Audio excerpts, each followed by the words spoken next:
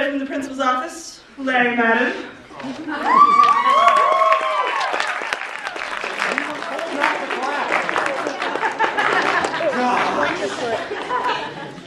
Sorry, you kind of both. The sun did not shine. It was too wet to play. So we stayed in the house all that cold, wet day. I sat there with Sally. We sat there, we two, and we said, oh, we wish we had something to do. Too cold to go out and too wet to play ball. So we stayed in the house. We did nothing at all. And all we could do was to sit. And we did not like it, not one little bit. And then something went bump. That bump made us jump. And we looked and we saw him step in on the mat. We looked and we saw him, the cat in the hat. That's enough. Okay, so I know more, but that's enough. And I think Ms. Nebeker knows that I know more. Okay, well, I just wanted to say thank you all for coming. We've gotten so excited about this. And I just want all of the kids to know before you start, we could not be more proud of you. The courage that it takes for you to do this is just kind of mind-boggling. And so, thank you so much for we talk about taking healthy risks at SLCSE. This definitely falls in that category, and we're just really proud of the kids that have been involved in the classrooms, every student that participated, and those students that were fortunate enough to get to this part today. We're just happy as can be for you. We should give them all a round of applause before we start.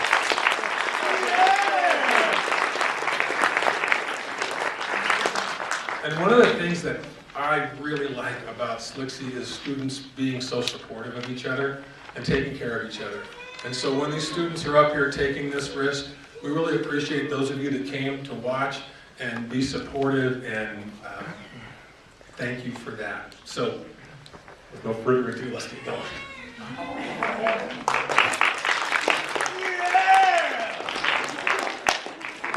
So tonight, each of these performers will perform 2 poems, and we will be having kind of a running tally going.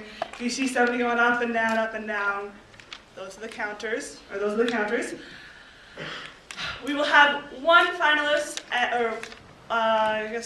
one first place and a runner-up, and the first place person will advance to the regional competition, which is on February 19th. The winner from the regional goes on to state and then on to nationals, where the grand prize is $20,000. So, good luck to everybody tonight, and without further ado, our first performer from the 8th grade, Jacob Bob. That was a test, guys.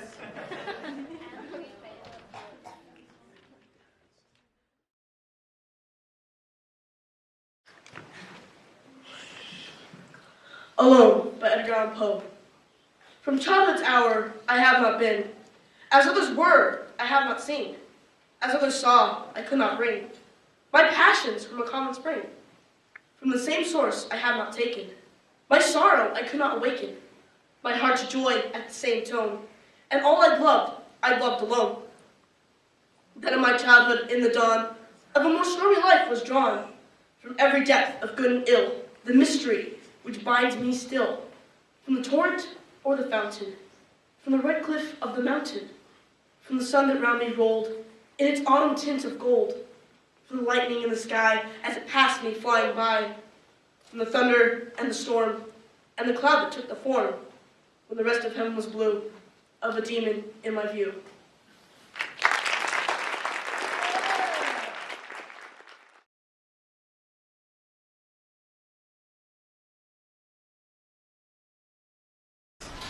Stopping by woods on a snowy evening, by Robert Frost. Whose woods these are, I think, I know.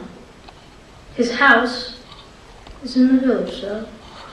He will not see me, stopping here, to watch his woods fill up with snow.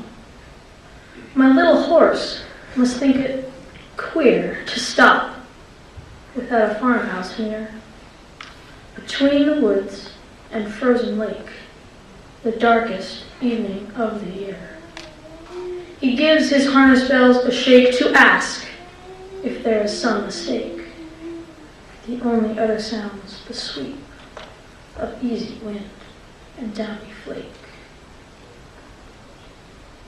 The woods are lovely, dark and deep, but I have promises to keep and miles to go before I sleep, and miles to go before I sleep.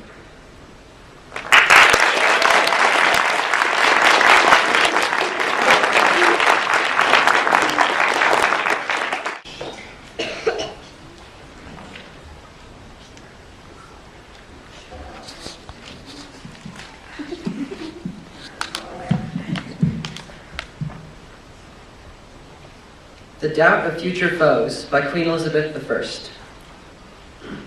The doubt of future foes exiles my present joy, and wit me warns to shun such snares as threaten mine annoy. For falsehood now doth flow, and subjects' faith doth ebb, which should not be if reason ruled, or wisdom weave the web.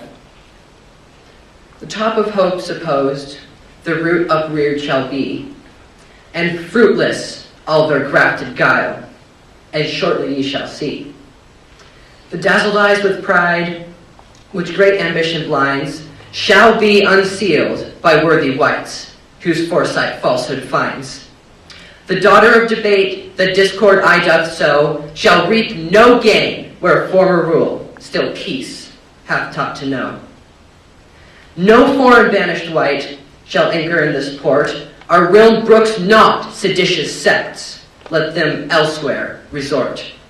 My rusty sword through rest shall first his edge employ, to pull their tops that seek such change, or gape for future joy.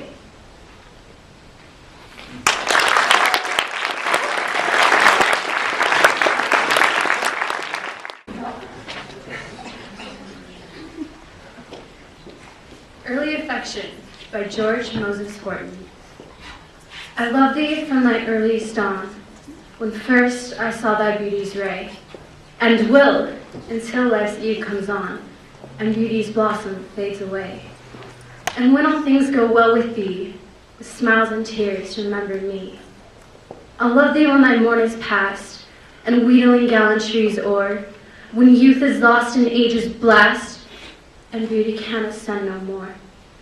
And when life's journey ends with thee, oh, then look back and think of me. I'll love thee with a smile or frown, with sorrow's gloom or pleasure's light. And when the chain of life runs down, pursue thy last eternal flight. And when thou spreads thy wings to flee, still a moment wait for me. I'll love thee for those sparkling eyes, to which my fondness was betrayed, bearing the tincture of the skies to glow when other beauties fade.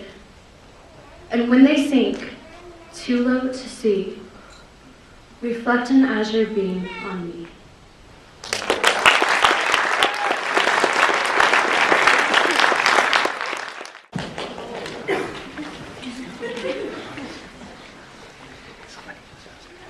The Bloody Sire by Robinson Jeffers. It is not bad. Let them play. Let the guns bark and the bombing planes speak his prodigious blasphemies. It is not bad. It is high time. Stark violence is still the sire of all the world's values. What but the wolf's tooth whittled so fine, the fleet limbs of the antelope? What but fear-winged the birds, and hunger, jeweled with such eyes, the great goshawk's head? Violence has been the sire of all the world's values. Who would remember Helen's face lacking the terrible halo of spears? Who formed Christ but Herod and Caesar, the cruel and bloody victories of Caesar? Violence, the bloody sire of all the world's values. Never weep. Let them play. Old violence is not too old to beget new values.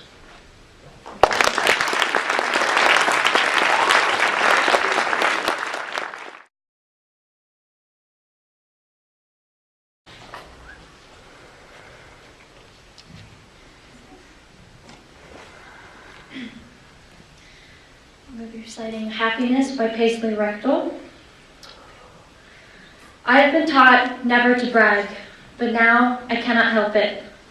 I keep a beautiful garden, all abundance, indiscriminate, pulling itself from the stubborn earth.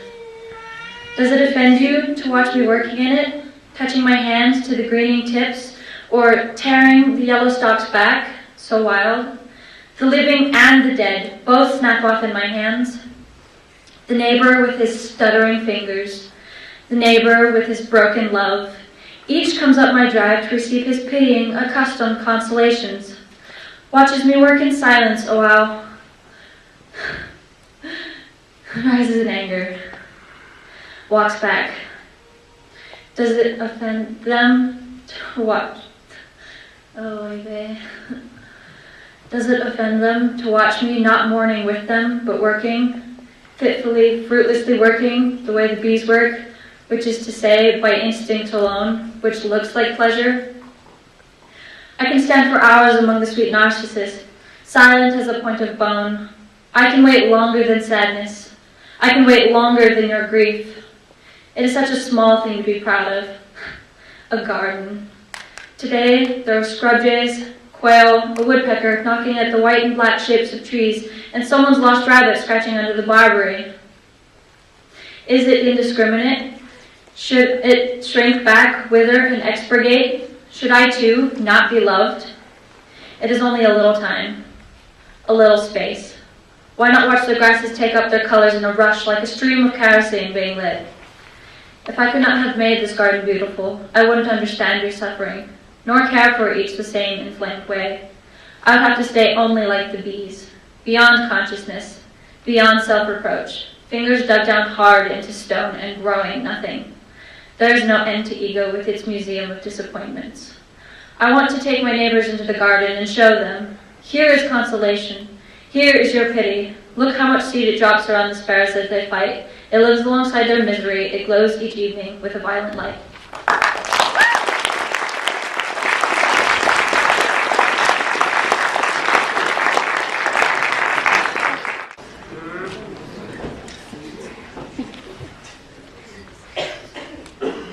Sanctuary by Jean Valentine. People pray to each other the way I say you to someone else, respectfully, intimately, desperately, the way someone says you to me, hopefully, expectantly, intensely, who was your place? You, who I don't know how to talk to you. What is it like for you there? Here? Well, wanting solitude and talk, friendship, the uses of solitude, to imagine, to hear, learning Braille to imagine other solitudes, but they will not be mine, to wait in the quiet, not to scatter the voices. What are you afraid of? What will happen? All this leaving and meetings, yes, but death. What happens when you die? Not scatter the voices, drown out, not make a house out of my own words, to be quiet in another throat, other eyes, listen for what it is like there. What word, what silence, allowing uncertain to drift in the restlessness. Repose. To run like water. What is it like there, right now? Listen, the crowding, the streets, the room, everyone hunches in against the crowding, holding their breath, against dread. What do you dread? What happens when you die? What do you dread in this room now? Not listening now. Not watching, safe inside my own skin, to die, not having listened, not having asked, to have scattered life. Yes, I know the thread you have to keep finding over again, to follow it back to life. I know, impossible, sometimes.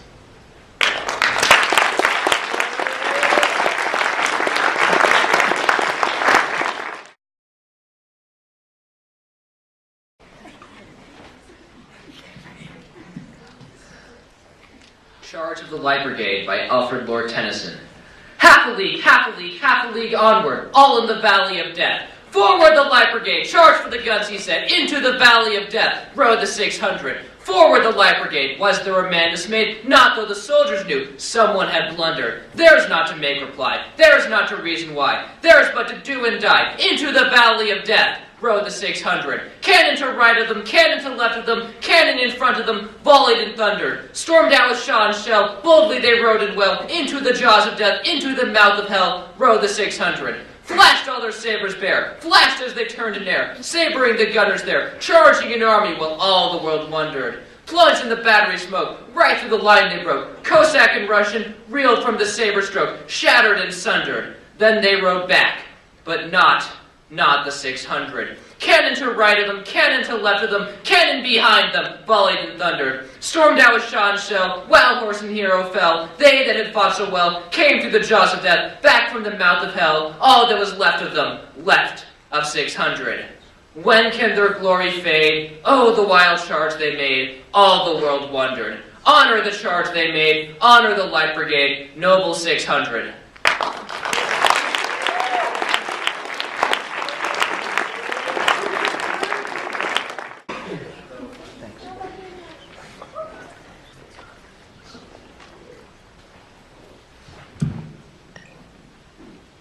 Famous by Naomi Shubhavnai. The river is famous to the fish.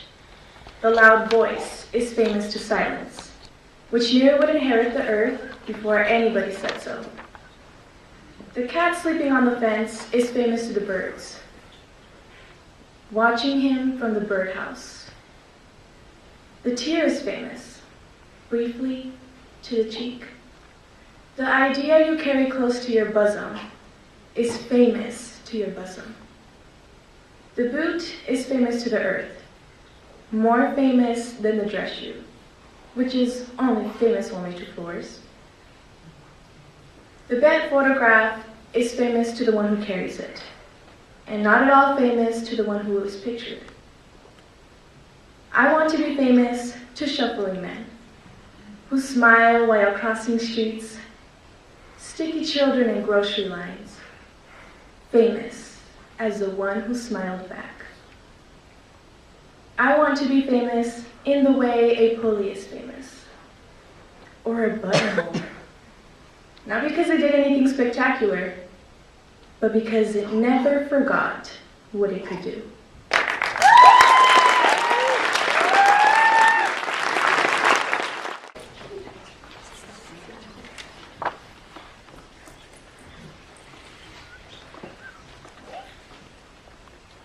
Channel Firing by Thomas Hardy. That night, your great guns, unawares, shook all our coffins as we lay, and broke the chancel window squares. We thought it was the judgment day, and sat upright, while drearsome arose the howl of wakened hounds. The mouse let fall the altar crumb, the worms drew back into the mounds, the glebe cow drooled, till God called. No, it is gunnery practice out at sea. Just as before you went below, the world is as it used to be. All nations striving strong to make red war yet redder. Mad as hatters. They do no more for Christ's sake than you, who are helpless in such matters.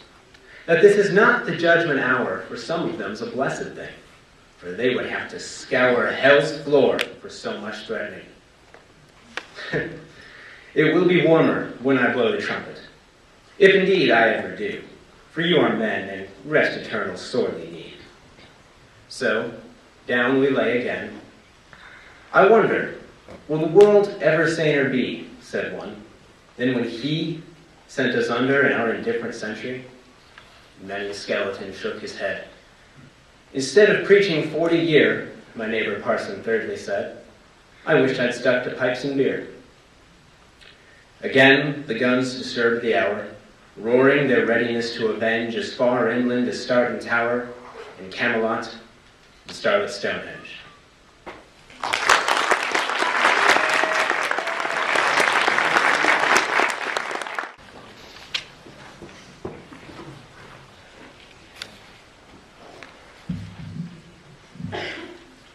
Fire and Ice by Robert Frost. Some say the world wood and fire, some say nice. But from what I've tasted of desire, I hold with those who favor fire. But if it had to perish twice, I think I know enough of hate to know that for destruction ice is also great and would suffice.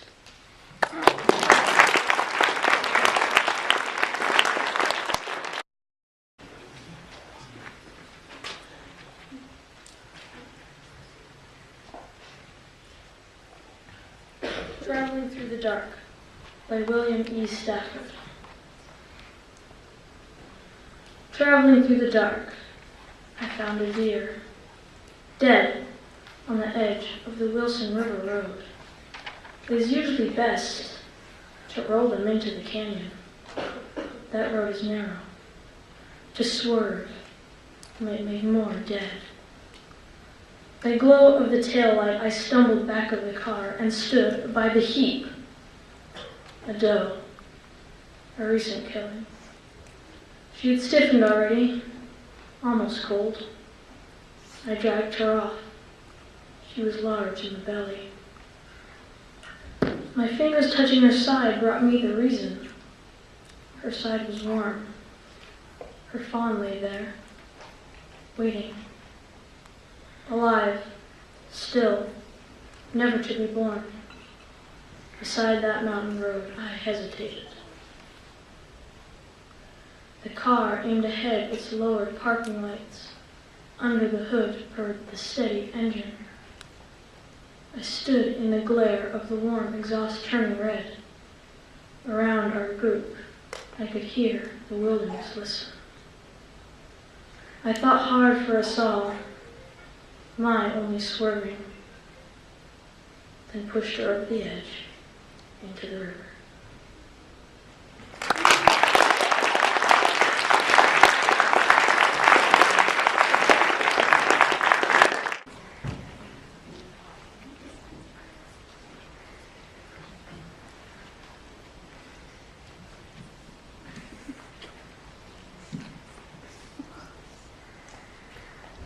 Heart for the Whole by Robert Francis. When others run to windows or out of doors to catch the sunset whole, he is content. With any segment, anywhere he sits. From segment, fragment, he can reconstruct the whole, prefers to reconstruct the whole, as if to say, I see more, seeing less. A window to the east will serve as well as window to the west, for eastern sky echoes the western sky, and even less. A patch of light, picture glass, happens to catch from window glass, fragment of fragment, flawed, distorted, doled, nevertheless.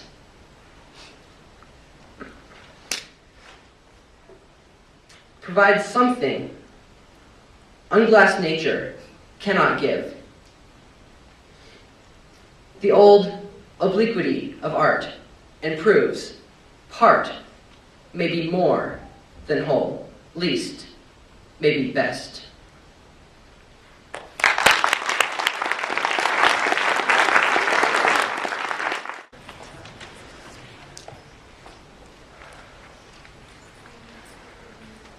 The Daring One by Edwin Markham.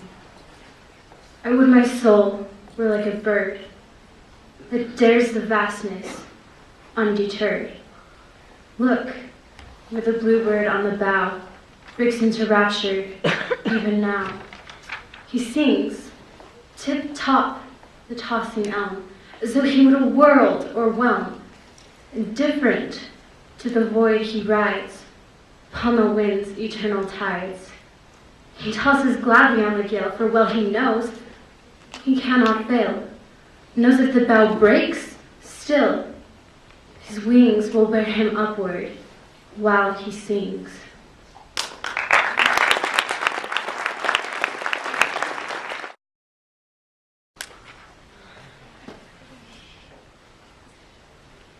Father, by Edgar Albert Guest.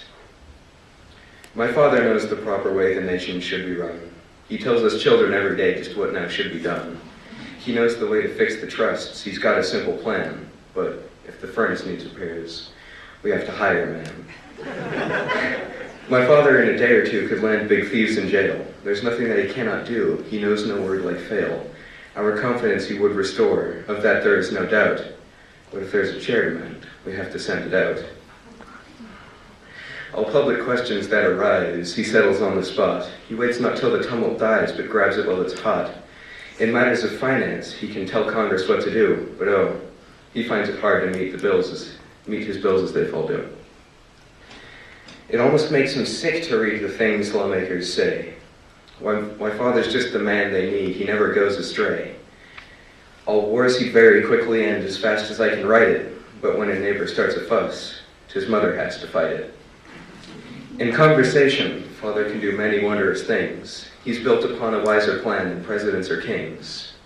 He knows the ins and outs of each and every deep transaction. We look to him for theories, but look to Mom for action.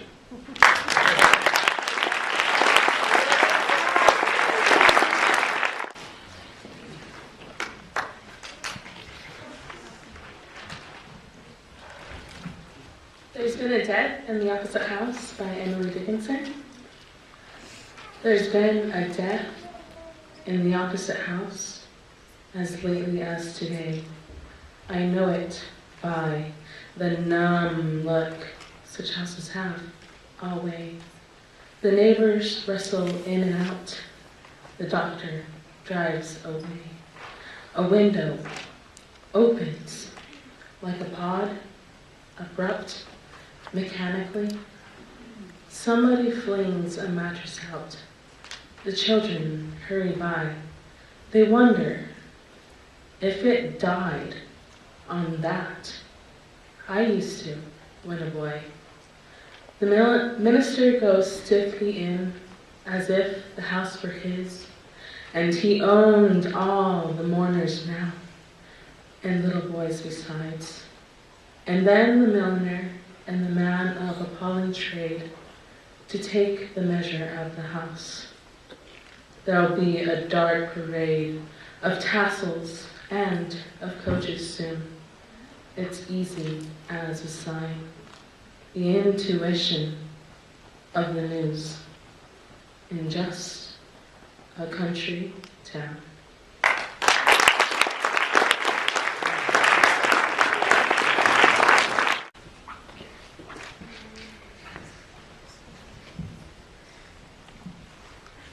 Ozymandias by Percy Bysshe Shelley.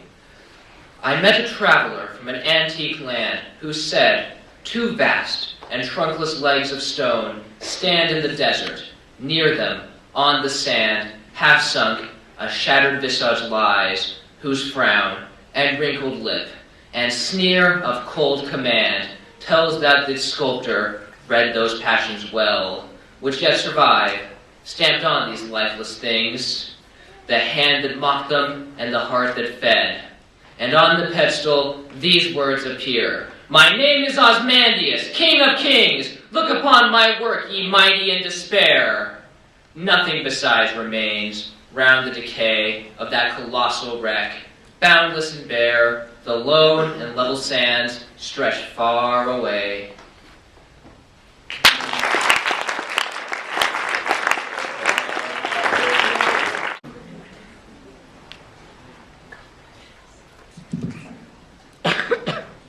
Beautiful Wreckage by W.D. Earhart. What if I didn't shoot the old lady running away from my patrol? Or the old man in the back of the head? Or the boy in the marketplace? Or what if the boy, he didn't have a grenade? And the woman in hue didn't lie in the rain in a mortared pit with 7 Marines just for food. Gaffney didn't get hit in the knee. Ames didn't die in the river. Ski didn't die in a metabolic chopper between Cotien and Da Nang. In Vietnamese, Cotien means place of angels. What if it really was? instead of the place of rotting sandbags. Incoming heavy artillery, rats, and mud. What if the angels were Ames and Ski? Or the lady, the man, and the boy? And they lifted Gaffney out of the mud and healed his shattered knee? What if none of it happened the way I said? Would it all be a lie? Would the wreckage be suddenly beautiful? Would the dead rise up and walk?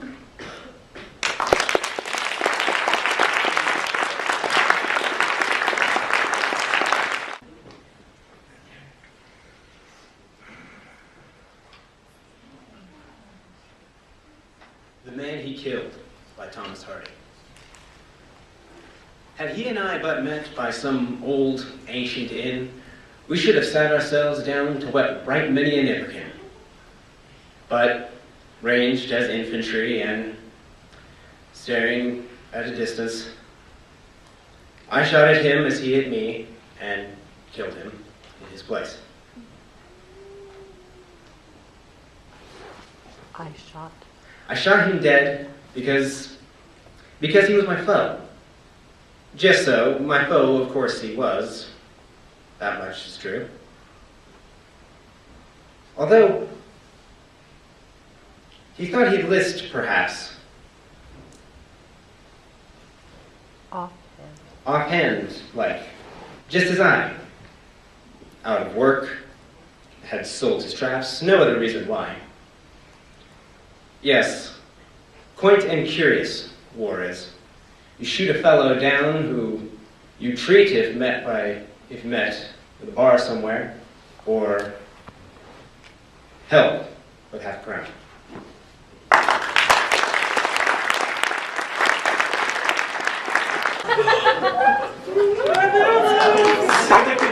Okay. First of all, we have our first runner-up,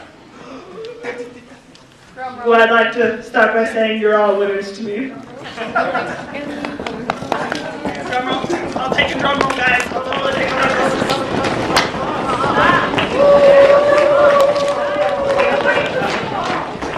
And the Academy Award goes to Naomi.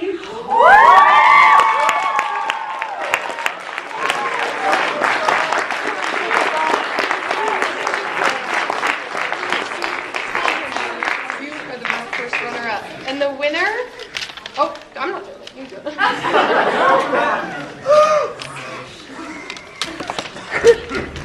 I'll take another drum roll, guys. This is for the first place person.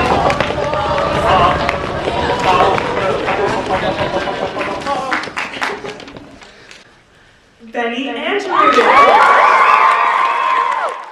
Thanks again. The kids, you guys were amazing. I hadn't heard any of these poems before this. That was really mind-blowing. You were unbelievable. So we couldn't be more proud of you. So thanks again. Thanks to everybody for coming.